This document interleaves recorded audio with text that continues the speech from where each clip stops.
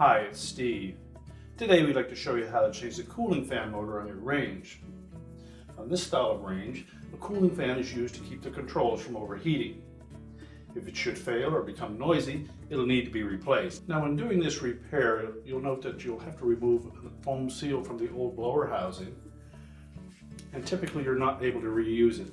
So you may wish to purchase one of these at the same time that you buy your blower assembly. But it's a really easy job. Let me show you how we do it. Now to do this repair, you will need full access to the back of the range. So before you begin, the first thing we'll need to do is to disconnect power to the range, and that may imply just pulling the range forward enough that you can unplug it, or locate the electrical panel, turn off the appropriate breaker, or remove the appropriate fuses. Now once we pull the range forward enough, we can then begin by removing the access panels. Now on this particular model, the first thing we'll need to remove is the backsplash assembly. There are a series of screws across the bottom here that will need to be removed.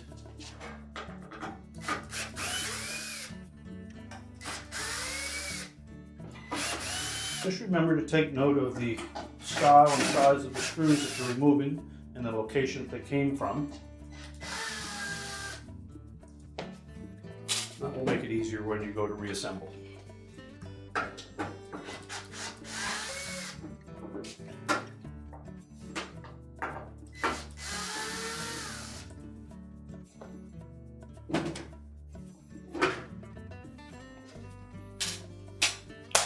We'll just set the backsplash aside. Now next we'll remove this panel that sits below that backsplash. Also need to remove this little access cover, as there will be a screw inside that needs to be removed as well.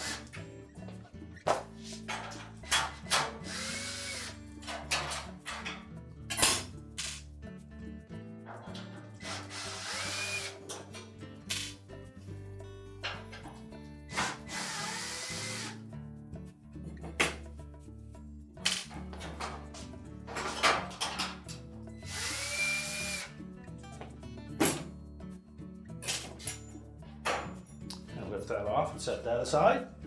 Next we'll remove this main back panel.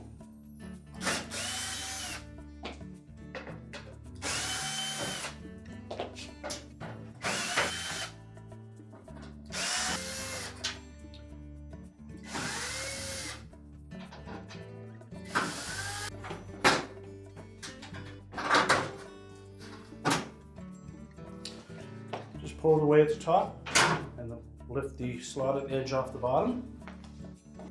Now in this style of model, we also need to remove this inner panel, and to access the retaining screws for it, we need to take the side panels off. So we've already removed the upper screw from that side panel. Just remove the lower one, and basically we'll just tilt it out a little bit and then pull back at the very top. That will line up an opening across the top edge that will allow us to pull it away. There's a little notched opening here that we need to clear a tab. Once we've done that, we can tilt it off and set it aside. Now to repeat the procedure for the other side, we've removed the bottom screw. We'll give you a close-up view of where that little tab is that holds the top edge at the front of that side panel in place. I'm just going to tilt it back enough so we can clear this tab and then lift it off.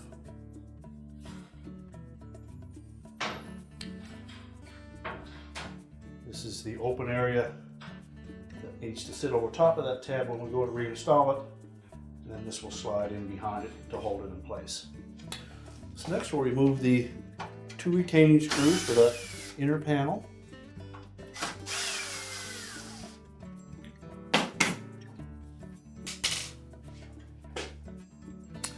Do the same on the opposite side.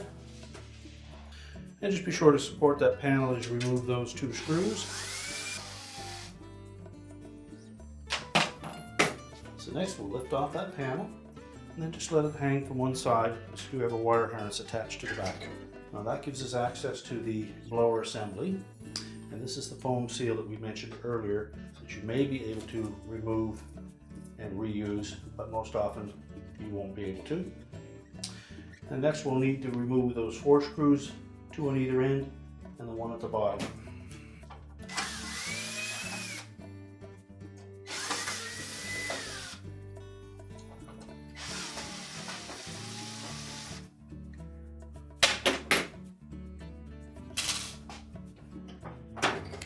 So just let that little guide out of the way first.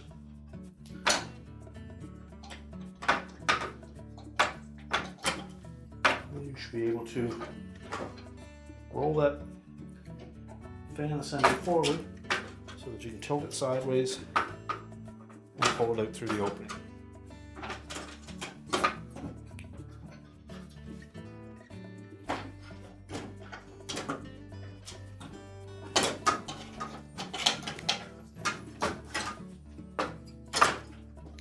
And once you have it out far enough, you can remove the wire connections to the motor on the end.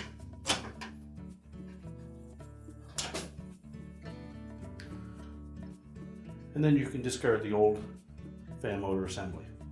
Now if you inadvertently move that chute, you'll need to make sure that it does fit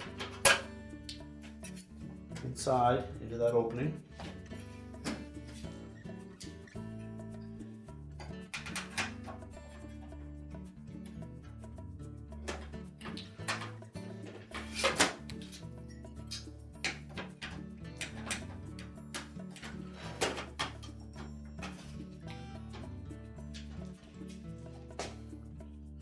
Next, we'll take the new motor assembly and we'll begin by attaching the wires to the motor.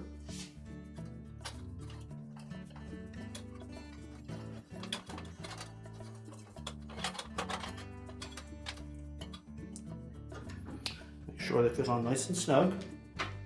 And then we'll need to push that motor past this bracket.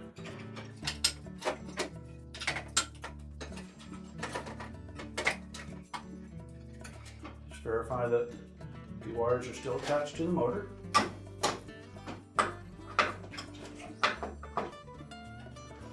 And then be sure to bring the tabs on that assembly out past the mounting brackets.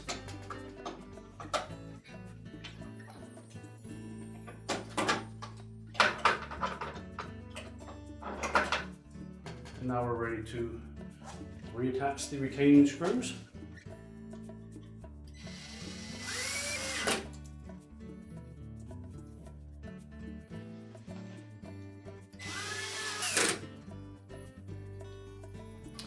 And secure that vent. And next, if you need to replace that foam seal, we'll line that up basically across the very top. Just peel off the protective paper in the back.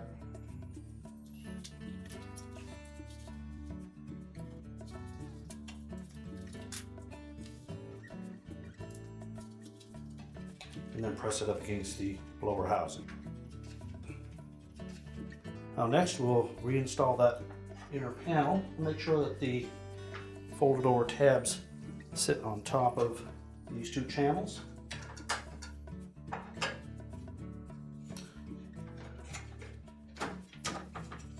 Push it into position, line up these screw holes in the end. Now when reinstalling the side panels, we first of all want to make sure that the rectangular slot that is closest to the front on the bottom sits over top of that little tab. So we'll begin by positioning it over that tab and let it sit down flush. Pull it back slightly so that that notched opening lines up with the tab just under the main top. Lift up the panel until it tucks in behind it, slide it forward, and then we can install the retaining screw at the bottom. And then just repeat that procedure for the opposite side. And next we'll put the main panel back on.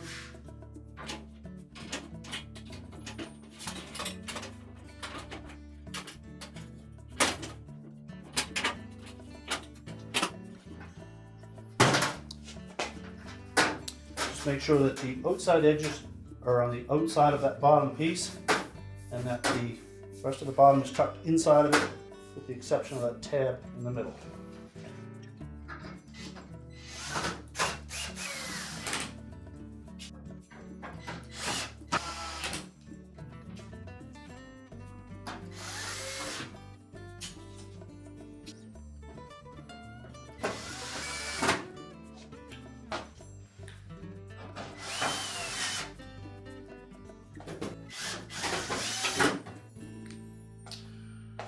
next step will be to put that sub panel on the back. Place it in position and secure it with the 2 screws into the side panels.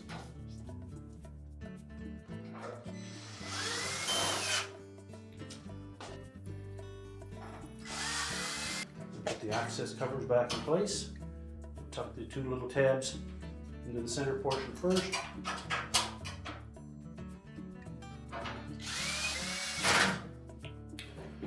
And now we're ready to put the backsplash on.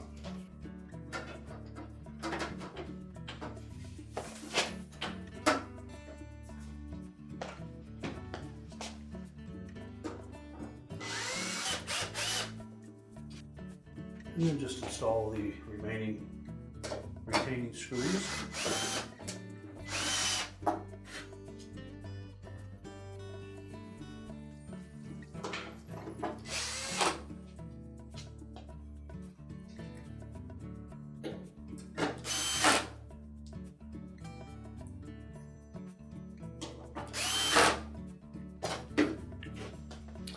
And now we're ready to push the range back into position. We're now ready to reconnect the power, and our repair is complete.